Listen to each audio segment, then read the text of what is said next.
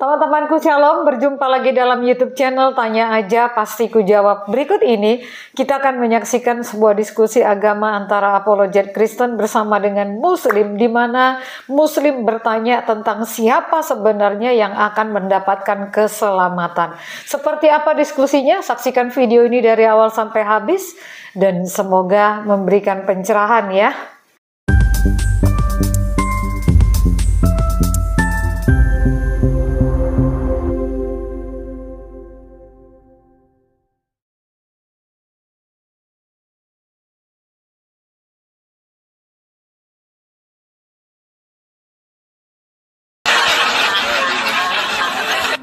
Bapak Muslim Kristen, Pak? Sementara Muslim. Sabar. Aku ambil akun dulu satu lagi ya. Pak, karena banyak yang panas.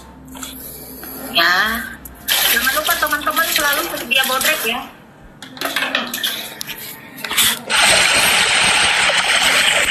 Wih, di paus nggak tuh? Bapak Islam Kristen, Pak? Sementara Muslim, Mbak. Ah? Maksudnya gimana sementara? Ini makanya kita mau nanya. Di KTP Islam. Islam. Tapi kok orang Batak, Pak? Iya. Namamu Jahit. Muhammad Hadri Panjaitan. Oke, silakan mau bertanya apa, Pak? Kira-kira kalau orang Kristen Ya. semuanya masuk surga atau masuk neraka? Masuk surga lah, ngapain masuk neraka? Semuanya pasti. Ya, pasti semua orang Kristen tuh masuk surga. Karena apa? Tuhan Yesus kita nggak lagi di neraka, dia adanya di surga. Jadi siapa yang ngikutin Yesus itu pasti ke surga, Pak. Nggak mungkin kan kalau saya misal saya ini ada di Maldives, lu ngikutin gua ke Maldives, ya lu bakalan ke Maldives. Nggak mungkin lu ke Jatinegara, Pak. Logikanya gitu. Siapa yang mengikuti Kristus pasti ke sorga. Kenapa? Karena Yesus ada di sorga, bukan di neraka. Aku misalnya melakukan dosa terus di dunia gitu. Itu namanya bukan Kristen. Itu namanya ngaku-ngaku Kristen. Ini saya tanya tadi, apakah semua orang Kristen itu masuk surga? Pasti. Orang Kristen itu pasti cerminan hidupnya seperti Kristus, seperti para rasul. Apa itu? Tidak pernah membun-bun, tidak berzina, tidak mencuri, tidak mengingini milik sesama, menghormati orang tua, mengingatkan dan menguduskan hari Sabat. Yaitu orang Kristen tuh pasti kayak gitu, Pak. Ya. Karena kalau yang lu bilang, yang lu tanyakan adalah orang-orang yang ngaku Kristen, ya walau-walam. Berarti kalau cuman ngikut Kristen aja nggak masuk surga lah berarti. Ya ngapain ngikut Kristen? Ngikut Kristus dong. Ngikut Kristus. Kalau cuman ngikut Kristus. Ya itu namanya apa, Pak? Ikut-ikutan, iman ikut-ikutan. Yang kau tanya nih, makanya dengerin pertanyaan lo. Makanya gue bilang, lo bertanya, lo juga harus paham pertanyaan lo. Lo nanya tapi lo nggak paham pertanyaan lo. Iya, seandainya aku coba jadi ulangi Kristen, pertanyaan lo apa? Seandainya aku jadi orang Kristen. Coba ulangi pertanyaan lo apa? Kalau orang Kristen semuanya masuk surga atau masuk neraka? Pasti masuk surga. Jawaban saya masih sama. Itu ya. Orang Kristen itu, Pak, tidak boleh berbohong meski dalam satu hal, dua hal, tiga hal itu nggak boleh. Itu namanya bukan Kristen. Kalau bisa boleh berbohong dalam tiga hal, itu namanya bukan Kristen. Orang Kristen itu nggak boleh ngelirik bini orang, naksir, nggak boleh, nggak bisa. Itu bukan orang Kristen namanya. Itu namanya orang ngaku Kristen. Muna alias Muna. Berarti kalau kayak gitu nggak masuk surga lah ya? Enggak lah, itu namanya bukan Kristen. Orang Kristen itu pasti yang seturut dan sekehendak dengan Allah Tritunggal gitu. Terus kalau misalnya macam kawan aku, dia Kristen. Dia Kristen, memang Kristen. Dia ngaku Kristen kan? Iya, memang Kristen. Iya, dia ngaku Kristen kan?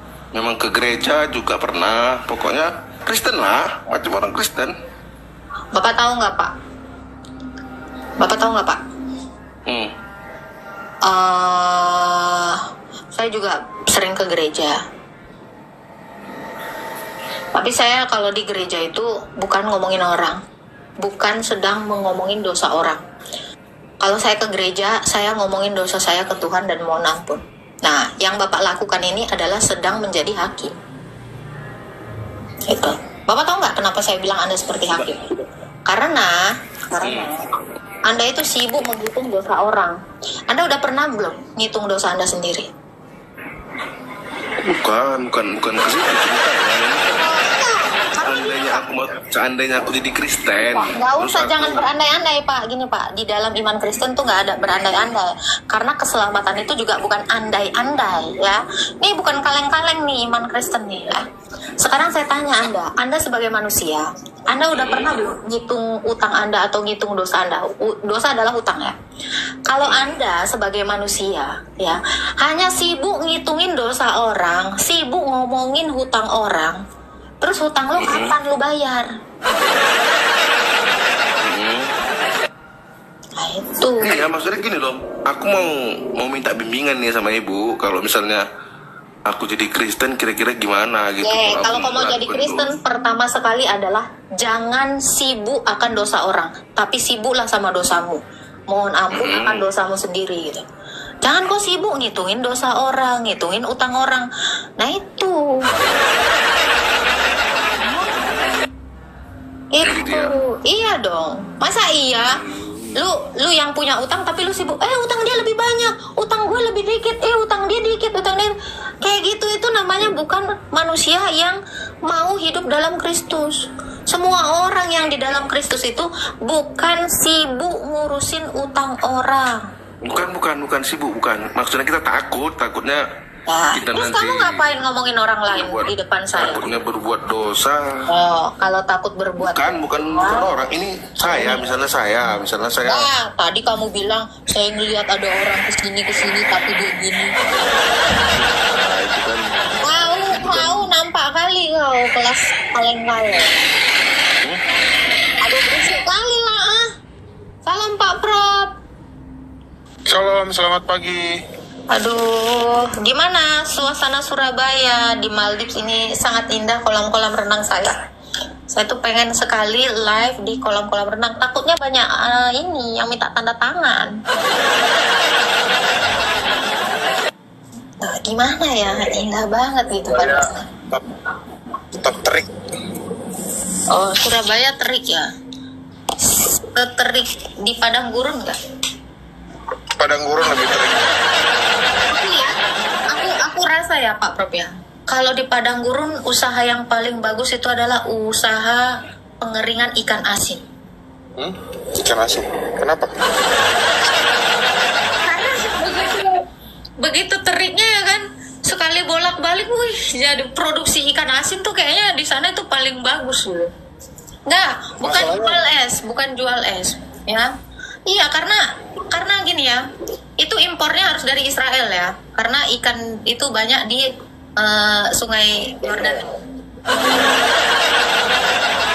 Karena cepet kering, pertama cepet kering ya, di matahari yang terik kayak gitu ya, bangkai itu lebih cepet kering dan dia tuh nggak gampang membusuk. Betul nggak sih? Enggak, aku nggak setuju. Ada bangkai ya nggak bisa membusuk. Bangkai nama.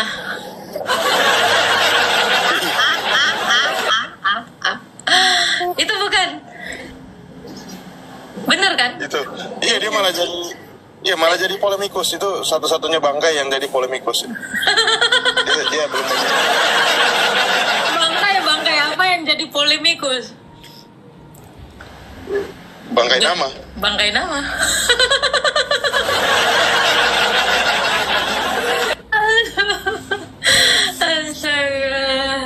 Oh my goodness, katanya bro. Oke. Commute. Oh my goodness. Oh my goodness. Tangkap Pak Bro. Kecil itu mukanya tuh. Astaga. Oh my goodness. Gimana Bang Muhammad? Gimana, Prof?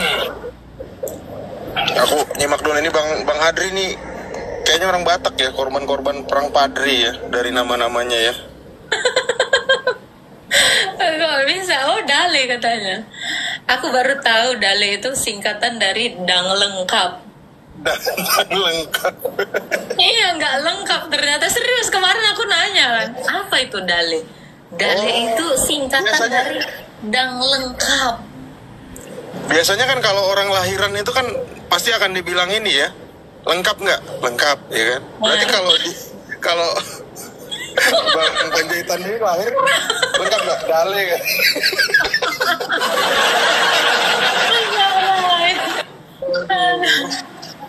Dan lengkap. Betul juga sih.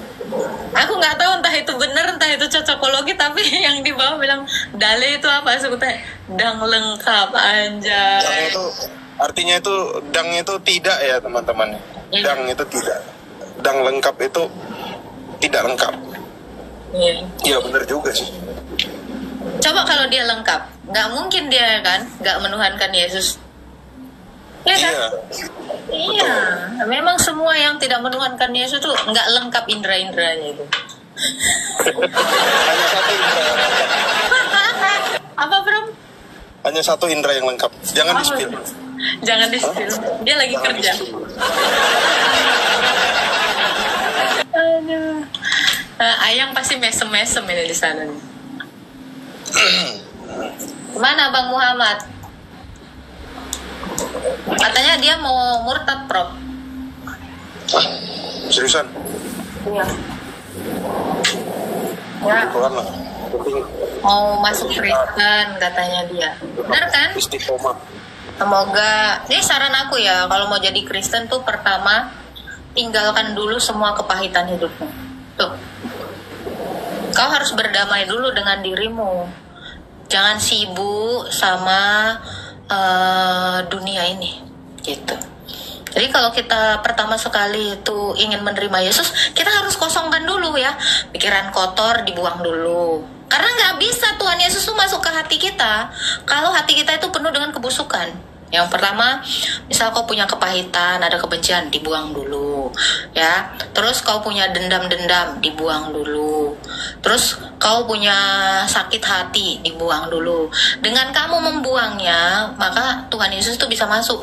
Contoh ya, Prof ya, ibaratkan ada satu ruangan atau kamar, itu isinya penuh dengan dosa, sampah. Terus gimana kekasih kau itu bisa masuk ke dalamnya? Caranya gimana, Pak Prof?